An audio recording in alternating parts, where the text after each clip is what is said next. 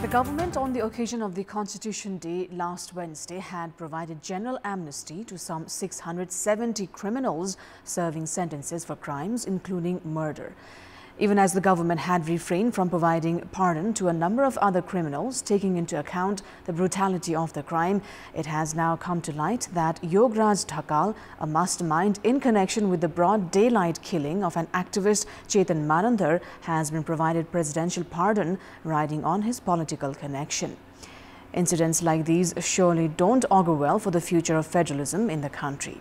Good evening, I'm Sarah Sapsanama. Let's begin with the top stories of the hour. Foundations established in the name of leaders handed thousands of rupees of land without following criteria, assets used for financial benefits. Grievances mount in Nepali Congress regarding government operation and ministers' work execution, criticize own party ministers. Curfew imposed in parts of Indian state of Manipur as violence escalates over the killing of 2 students. Security experts call situation in Manipur comparable to civil war. China continued to dominate medal tally at the Asian Games with a haul of 90 gold medals. 13 nations, including Nepal, could not open medals account.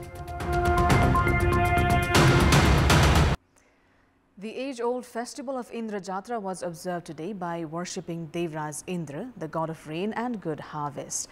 The festival is observed in Kathmandu as well as Gavre and Dolakha with religious and cultural significance. The chariot procession of living goddess Kumari, deities Ganesh and Bhairav has started from today. President Ramchandra Kodal, among other high-ranking officials, reached Hanuman Thoka to observe the festival earlier this afternoon. As per the tradition, the president observed the chariot procession of living goddess Kumari, Ganesh and Bhairav. A number of other festivities associated with Indrajatra, such as Dashavatar and Lakhe dance, are observed today. A replica of god Indra's Airavata elephant Pulakisi is a major attraction of the festival. Indrajatra formally began with the installation of a sacred wooden pole or lingo called Yasin in Nepal Bhasa at Hanuman Thoka Darbar Square. The main day of the 8-day festival today is being celebrated by organizing various cultural programs.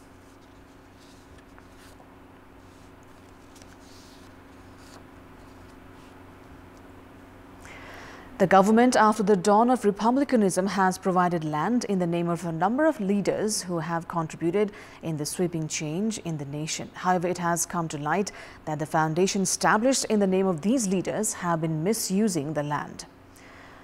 The government has provided hundreds of rupees of land to the foundation established in the name of late B.P. Koirala, Tanka Prasad Acharya, Tulsi Lal Amatya, Ganesh Man Singh and Krishna Prasad Bhattarai, among others. Some foundations have misused the land, making a mockery of the motive behind the establishment of such organizations. A cabinet decision in the year 2001 provided Tulsi Lal Amatya Memorial Academy with over 12 rupees of land in Lalitpur's Chasal. The present CPN-UML headquarters stands on this piece of land. Likewise, a cabinet decision in February 2006 had provided over 4 rupees of land to Pasang Lamu Mountaineering Academy. The family members of late Pasang Lamu are operating a bakery company in the name of Nameru Trade Link. The government in the year 2014 introduced a new provision as per which it was required to lease out or rent public land. However, the provision was flouted to suit one's interest by people involved with their respective foundations. Pushpalal Memorial Academy has been given away over 124 rupees of the land in the capital's Machegaon. Ganesh Man Singh Memorial has been provided 175 rupees of land in Bhaktapur's Katunje. Ichug Cultural Academy in the capital's Anamnagar has been provided land worth 480 million rupees in current value. Data shows that over 8,000 rupees of land have been provided to foundations established in the name of different leaders without adhering to proper criteria. Prime Minister Pushpa Kamal Dahal, who is in Tibet as part of his China visit, has said efforts are underway for a direct tour from Nepal to Kailash Parvat and Mansarovar. This comes as the Premier visited the two sites in Tibet. The Prime Minister said that an ideological agreement had been reached with China for a direct link from Simikot, the headquarters of Humla district in Karnali province, that will take visitors from Nepal, India and other countries to Mansarovar and Kailas Parvat. He added that construction of a road from Simikot to Kailas Parvat would begin at the earliest. Kailas Mansarovar is at a distance of around 250 kilometers from Tibet's western frontier, while the distance from Humla Simikot is 160 kilometers. Now, there are 9 ministers from Nepali Congress, including the Deputy Prime Minister in the current government. Congress has been leading law, finance and health among other ministries that directly address issues of public concern. However, the party itself has become dissatisfied regarding government proceedings and the work execution of ministers. During the meeting of Congress Central Committee meeting that began since 21st of September and had continued for 4 days, members expressed strong criticisms regarding government operation. The meeting attributed the problems in implementation of federalism to the government's failure to formulate important laws. In contrast, the Ministry of Law, that is responsible for preparing the draft of various laws, is being led by Congress Vice President Dhanaraj Gurung. Finance Minister Prakash Sharan Mahat was also criticized for failing to uplift the country's economy and control inflation. The party decided to draw the government's attention towards failure in preventing corruption, maintaining good governance, peace and security. The highest number of ministers in the current government is from Nepali Congress. The Ministry of Health and Population, which is of public concern, is being led by Congress leader Mohan Bahadur Basnet. The general public have been deprived of free medicines pledged by the government. Improvement in health services have also remained a far cry, even after the death of a child in the capital's Kanti Children's Hospital due to lack of access to treatment. Meanwhile, health services have been affected as doctors have resorted to protest, demanding guarantee of their security.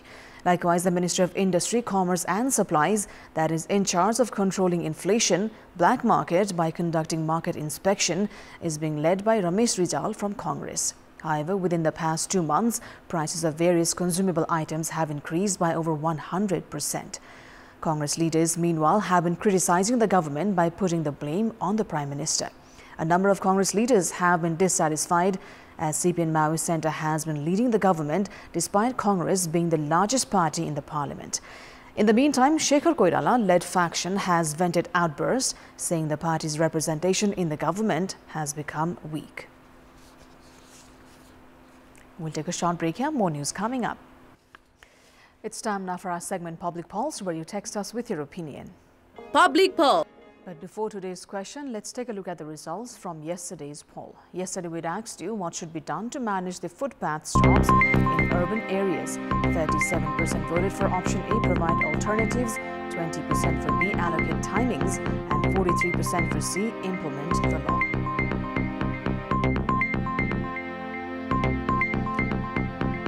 Here's today's question. Why has the government not reimbursed the dues amount of the builders? Your options are A, lack of fund, B, inadequate process, and C, indifference to development. The voting is on. Type NEWS, select your option A, B or C and send it to 34001 to share your opinion with us. In our Public Voice segment, today we've asked in all 7 provinces what should be done to control the exploitation of properties of various institutions established in the name of leaders. Let's take a look at what they had to say.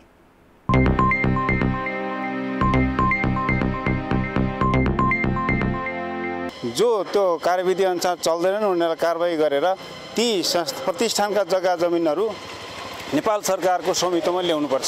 सचेत हुनु पर्यो, सबै नागरिक लाग्नु पर्यो, सबै जनता लाग्नु पर्यो। जति पनि भएका यी प्रतिष्ठानका सम्पत्तिहरु छन् ती जोगाउन लागि हामी सबै लागि पर्नुपर्छ। राज्यको एउटा अंगमा लगेर एउटा प्रणालीमा लगेर यसलाई विधिवत रूपमा सञ्चालन गर्ने भने दुरुपयोगबाट जोगाउन सकिन्छ। जुन उद्देश्यबाट खोलिएका हुन् उक्त उद्देश्य अनुरूप चाहिँ भइराछ भने त्यहाँ ठीक छ, त्यसलाई चेक एन्ड ब्यालेन्स सरकारले गर्नुपर्छ। त्यसको नियन्त्रण गर्ने महालेखाबाटै चाहिँ त्यसको भए गरेका कामहरुको चाहिँ नि लेखाजोखा त्यहीबाट हुनुपर्छ। जनताले सेवा सुविधा राम्रो पाउनु पर्यो, कर्मचारीहरु इमानदार राम्रो हुनु पर्यो। यदि कतै चुआउट भएको छ, अनियमितता भएको छ भने पैसा हिनामिना भएको छ या चाहिँ सरसम्पत्ति हिनामिना भएको छ भने त्यसलाई रोकथाम गर्ने, नियमन गर्ने र कारबाही गर्ने। जमिन नेताहरू हुनुहुन्छ, उहाँको प्रतिष्ठाको नाममा ठाउँ-ठाउँमा उहाँहरूको नाममा बनिरहेको हुन्छ, संरचना गरिरहेको हुन्छ, तर सबै उहाँहरूको भन्न मिल्दैन के। सबै जनताहरू सबै सार्वजनिक हुनुपर्छ। त्यो चाहिँ सरकार र समुदायको संरक्षणमा राखेर उहाँहरूको स्वामित्वमा राखेर यसलाई सदुपयोग गर्नुपर्छ। नेताजीहरूको आसेपासेहरू हैन त्यसमा सामेल हुन्छ, त्यसको व्यवस्थापनले राम्रो हुँदैन र त्यहाँ काम गर्ने जुन व्यक्तित्वहरू हुनुहुन्छ त्यहाँ त्यो पनि इमानदार हुँदैन। यस्तो संरचनाहरूलाई सरकारीकरण गरेर सरकारको दायित्व अन्तर्गत हस्तान्तरण गर्नुपर्छ। हाम्रो राजनेताहरू निस्वार्थ भयो भनेदेखि सम्पूर्ण क्षेत्र मलाई लाग्छ ठाउँमा आउँछ। यसको स्वामित्व राज्यले लिएर राष्ट्रियकरणको रूपमा लैजानुपर्छ। नेताहरूको नाम मात्र यो बीपी कोइराला अस्पताल भयो, चाहे यो मनमोहन अधिकारीको अस्पताल भयो, यो सब काम लाग्दैन।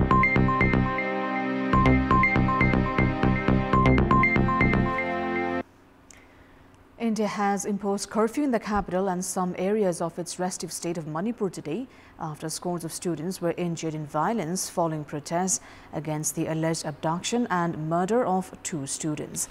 Ethnic violence has plunged the northeastern state bordering Myanmar into what many security experts describe as an intense civil war fought over land, jobs and political clout between its 2 largest local groups.